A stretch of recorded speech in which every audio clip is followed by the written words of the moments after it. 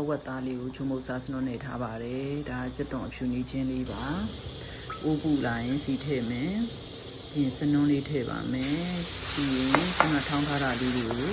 ထည့်ပြီးတော့စီတက်ပါမယ်နော်ပြီးရင်အယောင်တင်မုတ်လေးထည့်တယ်ပေါ့နော်အယောင်လေးလှအောင်လို့အယောင်တင်မုတ်လေးထည့်ပြီးရင်ပြန်နှိုးတာလေးရှိတယ်တကယ်တမ်းကဟင်းပွဲတွေမှာဒီအဓိကလေးစီတက်တာပါပဲနော်စီလေးနာနာတက်ပြီးနိုင်တယ်ဒီပို့ပြီးဟင်းကပို့စားကောင်းနေပေါ့နော်ဟင်းချက်တာချင်းဒီဟင်းကိုဒီပုံစံနဲ့ချက်တယ်ဆိုပင်နဲ့ပေါ့နော်ဒီမှာနေထားတာလေးတွေကိုထည့်ပြီးတော့စီတက်လိုက်ပါမယ်ရှင်တက်လိုက်ပါမယ်ရှင်ကဲမွေးမယ်နော်အဲ့ဒီအသားလေးတွေကိုနာနာပါလုံးနော်ဒီထည့်ပြီးညာအဲ့ဒီမှာအဲ့ဒီဝသားလေးတွေကိုအဲ့လို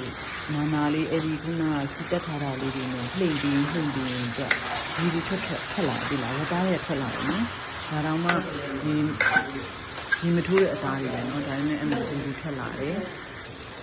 အမှစီလေးတွေပါပြန်လာပြီရေလေးတွေထွက်လာတယ်စီလေးတွေပြန်လာတယ်ဒါပေမဲ့တော့ရေမထင်းနေအောင်နော်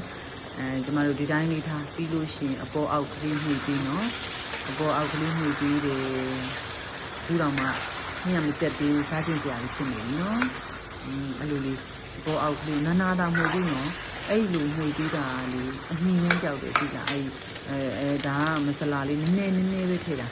ဒါဆိုအဲ့လိုစီတက်တုံးလေးအဲ့လိုမဆလာနံလေးပါရသွားအောင်လို့ဆိုပြီးတော့ပေါ့နော်အမှနာနာလေးစီတက်ပါမယ်ရှင်ကဲမစီလေးရေလေးပြန်လာသေးတာဒါပေမဲ့မကြက်သေးဘူးနော်ရေတောင်မထည့်ရသေးဘူးထည့်နေပါမယ်ရှင်ဦးလေးတိုင်းပြီးတော့နေနော်ဘာလို့ဟိုဆောင်းဒီဆောင်းမဆောင်းသွားအောင်လို့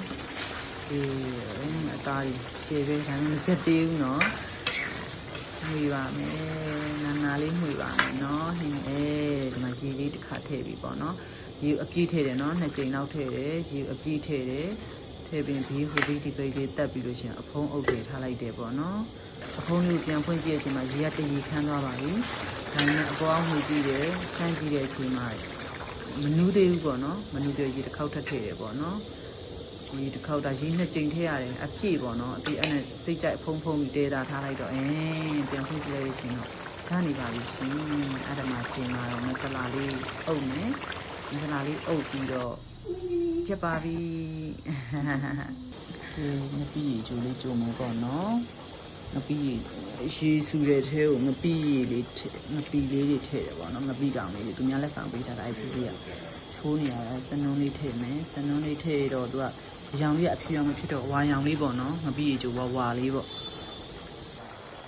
ကဲနည်းနည်းလေးတောင်ခန်းနေပြီခန်းနေရင်ခွက်ကလေးတစ်ခုတည်းထည့်ပြီးတော့ဖယ်ထားလိုက်တယ်ပေါ့နော်ဒါလေးကတော့ငချင်းတုံးလေးတွေကိုချုံမုတ်စားစနုံးလေးတွေနေပြီးထည့်ပြီးနေတယ်ပေါ့နော်ဒီမှာရပါပြီရှင်ဒါလေးကတော့အဲ့ငချင်းတစ်ကောင်ဝေးတာဆိုတော့ဒါ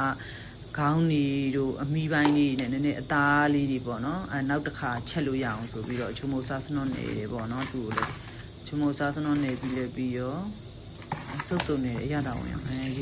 ဒီကတစ်တာတွေကိုထည့်ဖို့ဆိုဦးလေးတွေကိုထည့်သိမ်းထားတယ်ပေါ့နော်ကဲစီလေးပူလာလို့အိုးလေးပူလာလို့ရှင်ပေါ့မအောင်ပြောကုန်ပြီ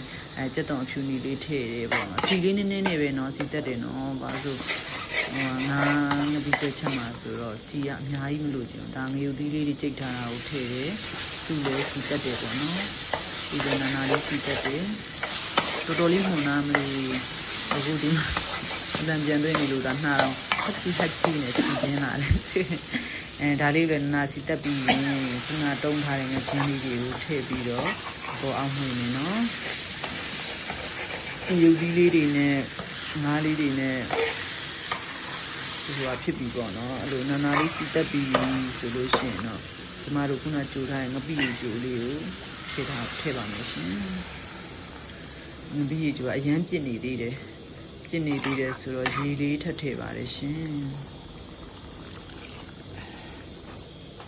ဒီဖုံးလေးဖုံးပြီးတော့တဲထားလိုက်ပါပြီဖွင့်ကြည့်လိုက်ပါပြီပွက်နေတာပဲဒီလိုပွက်ပြီးရတာတွေကိုရမြည်ကြည့်ပြီးပြီဆိုလို့ရှိရင်တော့အနေတော်ဖြစ်ပြီးရတာတွေလည်းမလိုတော့ဘူးဆိုရင်တော့ကျ ကျမတို့နောက်ဆုံးမှာနန်းနန်းမီလေးအုပ်ပါတယ်နော်နန်းနန်းမီလေးအုပ်တော့ပိုးစားကောင်းတာမွှေးနာပဲနန်းနန်းမီကြိုက်တယ်လို့မလို့လားမသိဘူးနန်းနန်းမီကိုအရင်ကြိုက်ကဲအပေါ်အောက်ကလေးဒီအိုးအသားတုံးတွေကြီးပဲရှေ့ကောင်းတယ်နော်တကယ်ကောင်းနိုင်ငပြေကျော်ကတော့ကဲဒါလေးရတော့ပကံလေးတွေကိုထည့်ပါပြီပေါ့နော်ငချင်းတုံးလေးတွေနဲ့ငချင်းကလည်းဒီမှာဈေးမကြည့်ဘူးငချင်းတို့ငရန်တို့ငခုတို့ကအရန်ဈေးမကြည့်ဘူးခုတ်သားဆိုရင်တော့ဈေးကြီးတယ်နော်ဒါလေးကတော့ဈေးရိုးလေးပါဈေးရိုးလေးကိုချမောင်ရွက်ကလေးနဲ့ချင်းဟင်းလေးချက်မယ်ပေါ့နော်ကဲဈေးရိုးလေးတွေကိုချွေတယ်ဈေး3စီးဝယ်ခဲ့တယ်ဈေးရိုးကြီးပဲစားကျင်လို့လေအပြင်စားလေးထည့်တယ်စားလေးထည့်ပြီးတော့တဲ့ကျမတို့ဟိုကနေတယ်ပေါ့နော်ဘာဖြစ်လို့အဲ့လိုတွေလုံးရလဲပေါ့နော်မီးမဲ့သူတွေရှိလာမယ်ပေါ့ကျမကတော့ဈေးရိုးစားတိုင်းတော့ဘယ်တော့မှမရဘူးပေါ့ဒါပေမဲ့ဟိုနေ့က Facebook ကိုကြည့်လိုက်တဲ့အချိန်မှာဈေးရိုးကမတည့်တဲ့လူဆိုရင်ရားတတ်တယ်ဆိုပြီးပြောတော့ပေါ့နော်ကျမကကြတော့တဲ့့ပင်မဲ့ပေါ့အများကြီးရားမှာဆိုလို့လေစားလေးနဲ့နေတယ်ရေတွေထွက်လာတဲ့အထိနော်ပြီးတော့ရေတွေစေးထားတယ်ဒါချမရွက်ကလေးစိတ်ထားတာကိုပေါ့အိုးလေးတွေကိုထည့်တယ်ကဲဈေးရိုးလေးလည်းထည့်တယ်ဈေးရိုးလေးရေစေးထားတာလေးပေါ့နော်ပြီးလို့ရှင်ကြက်သွန်လေးထည့်တယ်ကြက်သွန်ဖြူလေးထည့်တယ်ဒီဒါဟိုနေ့ကကြော်ငါးကြော်ကြံတာပေါ့နော်ငါးကြော်ကြံတာကိုလည်းထည့်တယ်ငပိအစားထည့်တာပေါ့နော်ငရုတ်ပြီးချမ်းလေးထည့်တယ်ဒါမြစ်ကချင်းဟင်းချက်တော့ကြံတဲ့မြစ်လေးရောင်လေးထည့်တယ်စနုံးမှုတ်လေးထည့်တယ်ပေါ့နော်ဒါကတော့ဟင်းချက်တိုင်းလှုပ်လေးလှုပ်ထားရှိတာတွေပေါ့နော်အချိုးမုတ်စားထည့်တယ်ပေါ့နော်ပြီးစီလေးနည်းနည်းထည့်တယ်ပေါ့နော်ချင်းဟင်းလေးတွေကိုကဲအမချက်နေနေပါတယ်ပေါ့ဒီဒါလေးကတော့အိုးပေါ်တင်ပြီးတော့ဖုံးပြီးတော့တည်ထားလိုက်ပါပြီရှင်းဖွင့်ကြည့်လိုက်တယ်ပေါ့နော်အပေါ်အောက်ကလေးပြုပေးရပါတယ်နော်အရင်ဆုံးတော့လုံးရတာပေါ့ဘယ်နည်းဖြစ်ပါအရေးကြီးမထင်းနဲ့နော်ဒီကြောင်လေးမှာဒီလေးထည့်ဟုတ်တယ်ဒီကတော့အပြည့်ထည့်မယ်ပေါ့နော်အိုးအပြည့်ထည့်ပြီးရင်ဖုံးတယ်ဒါစူလာပြီးပွက်လာပြီးဆိုလို့ရှိရင်တော်တော်စားကြင်ကြချင်းဟင်းနဲ့မှုန်းနေတာပဲကဲကြက်သွန်ဖြူလေးအုပ်တယ်ပေါ့နော်ဒါကြက်ပြီးနော်ဒါနန်းနန်းမင်းလေးထပ်အုပ်တယ်ကျမနန်းနန်းမင်းကြီးအတုံးနေတယ်လို့ထင်မယ်နော်ဟုတ်တယ်ကျမနန်းနန်းမင်းကြိုက်ပါတယ်ရှင်းနန်းနန်းမင်းတို့ရှင်းနန်းနန်းတို့အရင်ကြိုက်နန်းနန်းမင်းကိုကြိုက်တယ်ပေါ့နော်ကဲဒီလိုမျိုးလေးရပါပြီဒါကတော့ချင်းဟင်းလေးထည့်ပါမယ်တအိုးကြီးပဲနော်အဲ့ဒါမကုန်ဒါပေမဲ့ဒီနေ့ဧည့်သည်လာမှမလို့ပါဧည့်သည်လာမှမလို့ဟင်းလေးကိုဟိုစီစီဆန်းဆန်းချက်တာပေါ့နော်ကဲဒါချင်းဟင်းလေးရပါပြီရှင်ကဲဒါဘာလို့ဖို့လဲဒင်းင်းသီးပြုတ်တာခုနငချင်းငပိချက်နဲ့တို့စားလို့ရအောင်ကဲဒင်းင်းသီးပြုတ်လို့တော့ရပါပြီရှင်ကဲအသီးရွက်ကလေးတွေပြုတ်မယ်ဘူးသီးလေးတွေမြင်းခွာရွက်ကလေးတွေခင်းသီးလေးတွေကဲပေဆောင်ကသီးရုံပရီသီးကဲဒါကပရေကိုဟုတ်တယ်အဲ့ဒါကစိတ်ဖူးဒါညှစ်ချိုးဒါကအီမုံညွန့်ရဲ့ချင်းကားညွန့်ရဲ့ကဲစုံရပါပြီနော်ဒါပြုတ်ထားတာလေးတွေပါကဲဒါကတော့ဟင်းပွဲလေးတွေပေါ့ဒါဝတ်သားစီပြန်ဒါခုနေ့ကဒါလေးကငချင်းဒီဘက်ပြီးကအဲ့ပလက်ချောင်းလေးကင6ပလက်ချောင်းလေးကမနေ့ကဟင်းကြံလေးပေါ့နော်ကဲလိုက်ချက်စားကြည့်ကြပါအောင်ရှင်ကြည့်ရှုပေးလို့လဲကျေးဇူးတင်ပါတယ်ရှင်